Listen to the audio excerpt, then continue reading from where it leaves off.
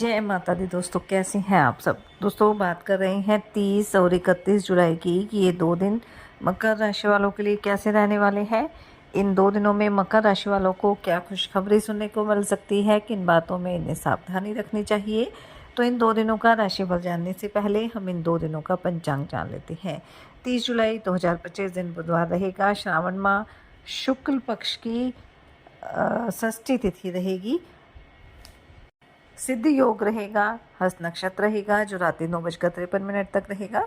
उसके बाद चित्रा नक्षत्र प्रारंभ हो जाएगा। चंद्रमा कन्या राशि में रहेंगे। राहु काल का समय रहेगा 12:27 से 2:08 तक। अब बात करते हैं 31 जुलाई की। 31 जुलाई 2025 दिन गुरुवार रहेगा। श्रावण माह शुक्ल पक्ष की सप्तमी तिथि रहेगी। साध्य योग रहेगा। चित्रा नक्षत्र रहेगा।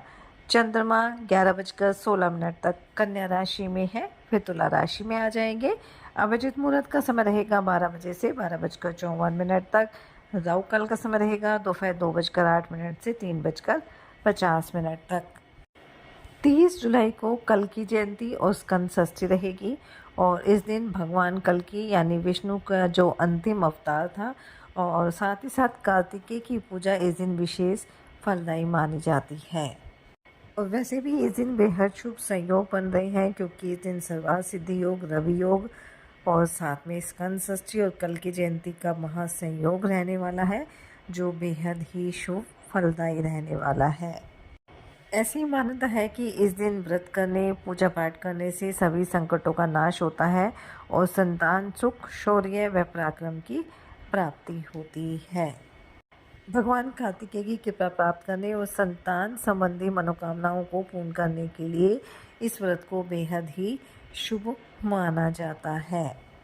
तो इस दिन आप कार्तिकेय भगवान की विशेष पूजा अर्चना करें। सावन माह भी चल रहा है। शिव परिवार की पूजा अर्चना आप अवश्य करें और पूजा शुरू करने से पहले भगवान कार्तिकेय का आप ध्यान करें। भगवान कार्तिकेय को लाल फूल विशेष रूप से प्रिय है, इसलिए आप उन्हें गुड़हल के फूल अर्पित करें। इसके साथ ही चंदन, रोली, अक्षत, धूप, दीप से आप उनकी पूजा अर्चना करें।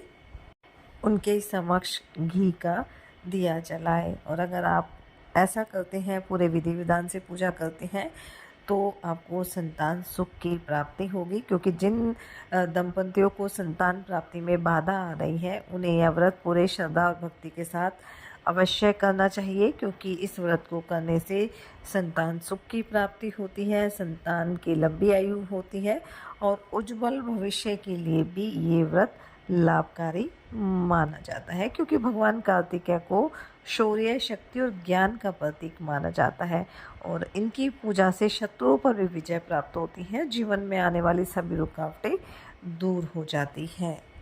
और क्योंकि सावन माह चल रहा है तो भगवान शिव की पूजा अर्चना अवश्य करें। शिवलिंग पर जलाभिषेक जरूर करें, इससे भगवान शिव का आशीर्वाद आपके जीवन पर सदैव बना रहेगा। तो चलिए बात कर लेते हैं ये 2 दिन मकर राशि वालों के लिए कैसे रहेंगे। ये 2 दिन मकर राशि वालों के लिए लाभकारी रहने वाले हैं। इन 2 दिनों में लाभ के प्रबल योग बनेंगे। मेहनत से आप अपने काम पूरे करेंगे और आपका जो पूरा फोकस है आपके प्रयासों पर रहने वाला है। इन 2 दिनों में आप किसी धर्म, कर्म या मनोरंजन के कार्य में सम्मिलित हो सकते हैं जहां आप दान पुण्य के कार्य में भी आगे रहने वाले हैं। अगर आप सामाजिक क्षेत्र से जुड़े हैं, राजनीति से जुड़े हैं तो 2 दिन आपके लिए अच्छे रहने वाले हैं। किसी बड़े पद की प्राप्ति हो सकती है। नौकरी पेशा लोगों के लिए भी 2 दिन अच्छे रहेंगे। प्रमोशन मिल सकता है जिससे आपका मन काफ़ी खुश रहेगा। आपके पारिवारिक रिश्ते भी काफ़ी बेहतर रहेंगे। घर परिवार का साथ आपको मिलेगा। संतान पक्ष की ओर से कोई खुशखबरी आपको सुनने को मिल सकती है। दाम्पत्य जीवन भी आपका सुखद रहेगा। प्रेम संबंधों के लिए भी 2 दिन अच्छे रहने वाले हैं। आप कहीं बाहर घूमने भी जा सकते हैं। इन 2 दिनों में घर परिवार में किसी अतिथि का आगमन भी हो सकता है। आपके मन की कोई इच्छा भी पूरी हो सकती है। वाणी मधुर रहेगी। सभी का सहयोग आप करने वाले हैं। अगर आप पार्टनरशिप में कोई काम करना चाहते हैं तो उसके लिए भी समय काफ़ी अच्छा रहेगा।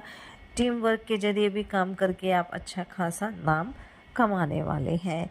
इन 2 दिनों में आप अपनी संतान को कुछ जिम्मेदारी दे सकते हैं और आपकी संतान इन जिम्मेदारियों को आसानी से पूरा कर पाएगी।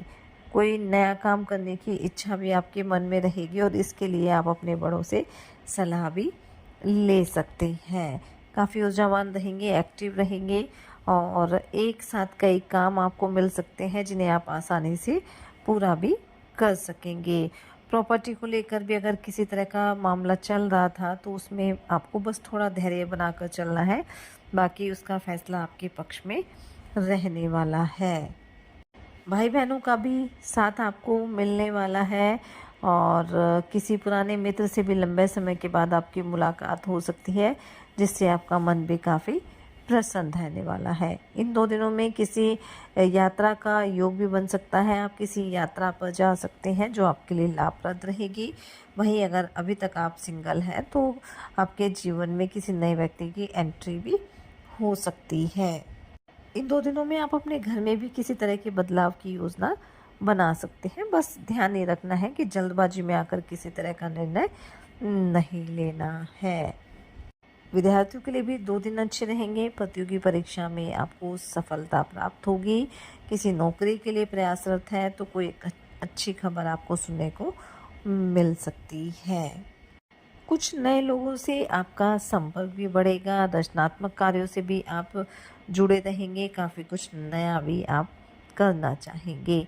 पारिवारिक रिश्तों में भी एकजुटता बनी रहेगी और आप अपने कार्य को लेकर एक बजट बनाकर चलेंगे जो आपके लिए काफ़ी फायदेमंद भी साबित होने वाली है। अगर आप बैंकिंग क्षेत्र से जुड़े हुए हैं तो किसी अच्छी स्कीम का लाभ आपको मिल सकता है।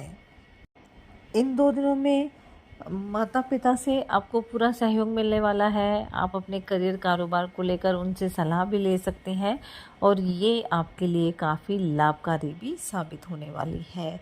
तो कुल मिलाकर हम कह सकते हैं कि ये जो 2 दिन हैं वो मकर राशि वालों के लिए लाभकारी रहेंगे। स्वास्थ्य भी अच्छा रहेगा, कार्य भी बिना रुके आपके पूरे होते रहेंगे। भाई बहनों का साथ आपको मिलेगा, इसलिए इस समय का फ़ायदा उठाएं, मेहनत करें, अपने प्रयास जारी रखें। साथ ही सच्चे मन से आप ईश्वर आराधना करें, हनुमान जी और शनिदेव की आराधना करें। हनुमान चालीसा का पाठ आप जरूर करें और स्कंद षष्ठी रहेगी तो भगवान कार्तिकेय की पूजा अर्चना करें। शिवलिंग पर जलाभिषेक आप अवश्य करें। अपनी सामर्थ्य अनुसार गरीब और असहाय लोगों की मदद करें। इससे आपके जीवन में सदैव खुशियाँ बनी रहेगी। ये 2 दिन आपके लिए मंगलकारी रहे। इसी मंगल कामना के साथ जय माता दी।